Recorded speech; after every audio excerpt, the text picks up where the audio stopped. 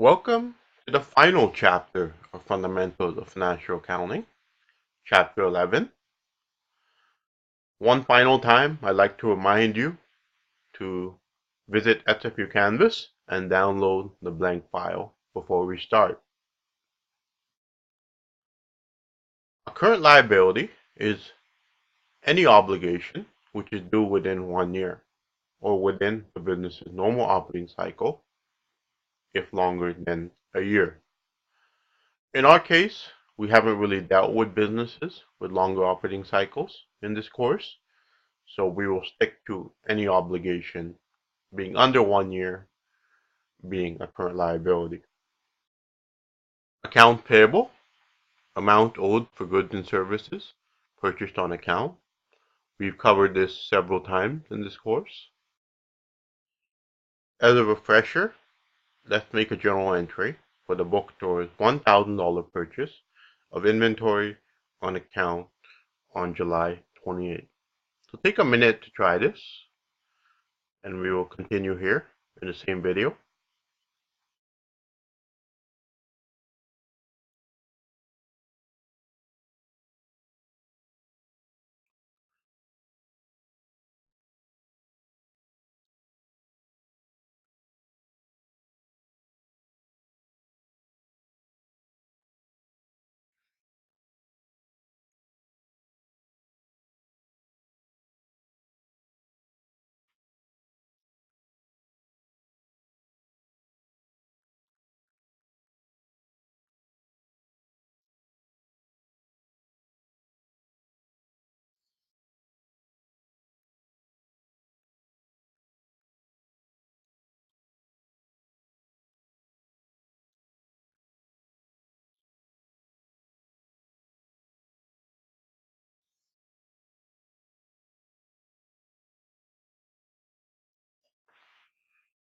So debit should be to inventory and credit to account payable. So we have payment for this transaction on August 17th. Let's pause again and try this journal entry.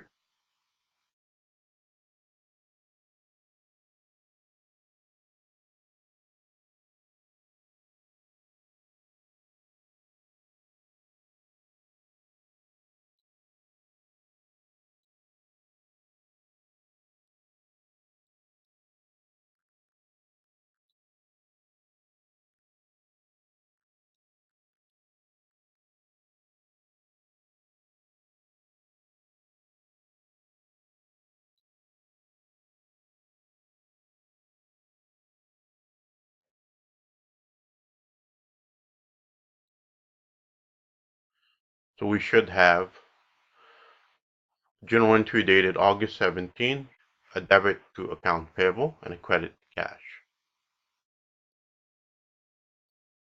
That should be a quick review for us. Moving on to something new.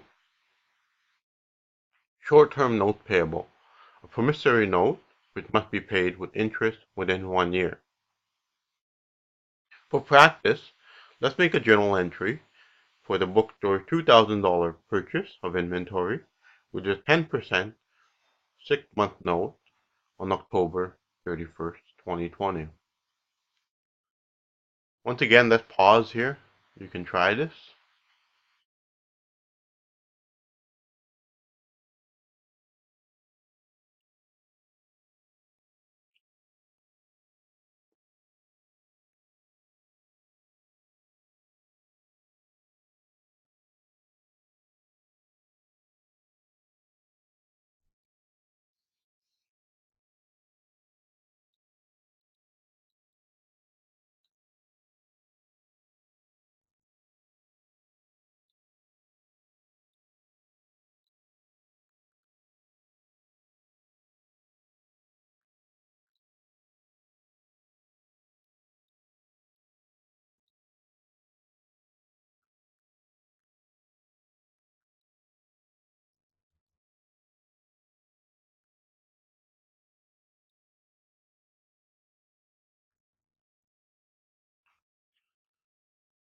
So we debit inventory for 2,000 Then we credit note payable for 2,000. Now, this is due within 1 year, so sometimes it's better to classify it as a short-term note payable, since typically we think of note payable as long-term. So you can put note payable, comma, 6 months, or note payable, comma, short-term, something like that to indicate it's a short-term liability, current liability. Now, as you know, December 31st is a common year-end. So we have a 6 month note, and then November and December pass by. So 2 of the 6 months are gone. We have 4 left. We want to make sure that the interest that accrued on the note belongs to the proper year, 2020 year. So we'll make an adjusting entry on December 31st. So think about that for a minute, and we'll continue with that.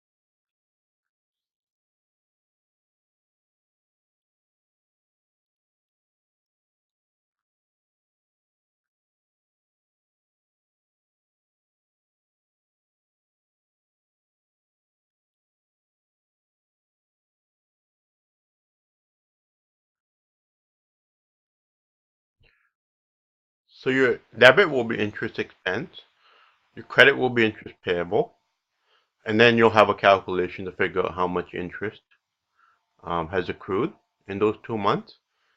So remember a formula: we have our face value, 2,000, times the annual rate times the prorated time period, so 2 months out of 12. And that should give you $33.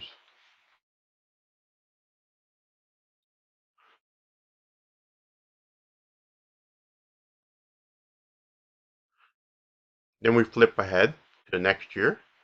The next date of relevance to us is April 30th. This is when the note becomes due. Also, for those of you who are in public practice, this is the personal tax filing deadline. So a significant date for a couple of reasons. So getting back on track here, let's think about this journal entry and try it.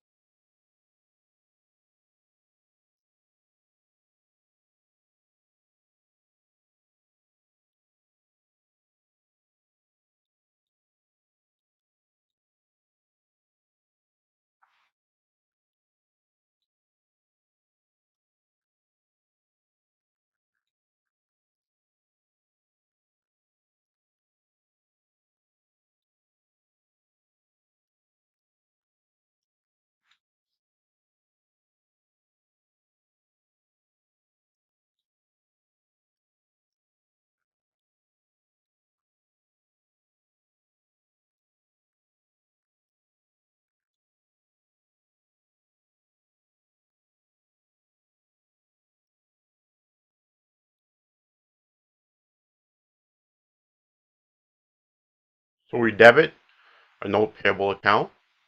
We debit interest payable to reverse the last journal entry we made, the liability portion of that journal entry. And we debit interest expense to recognize the expense for the next 4 months.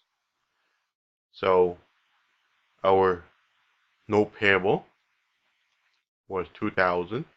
That comes off our books. Our interest payable was $33 from above. Interest expense in cash, we don't know yet. So we'll do another calculation here. We'll say 2,000 times 10% times 4/12, the January to April. Those 4 months, the 12, will give us $67. And the cash going out will be everything that we owe, $2,000 for the note and $100 of interest. So $2,100.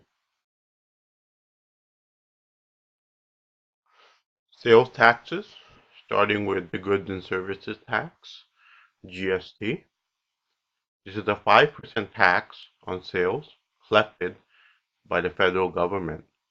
Many business purchases are charged GST, but the tax paid can be deducted from the tax collected from the sales of goods and services, which must be remitted to the Canada Revenue Agency, or CRA. Hence, the GST paid on purchases is recorded as GST recoverable, and the GST collected is recorded as GST payable. So this is a little confusing, so let's take a minute to go over it. If you have your own business, you pay GST for items or services that you need to run your business. So you might go to Home Depot and buy some building supplies. The GST you pay on those supplies can be taken off the GST you will eventually send to the government. The GST you send in comes from your sales. So when your customers buy from you, they give you an extra amount for GST. So you only send in the difference between what you paid to run your business and what you've collected from your customers. Quick example, the bookstore purchases $1,000 of furniture and $4,000 of inventory on January 2nd, the start of Q1. The journal entries to record the purchases, including GST recoverable, are.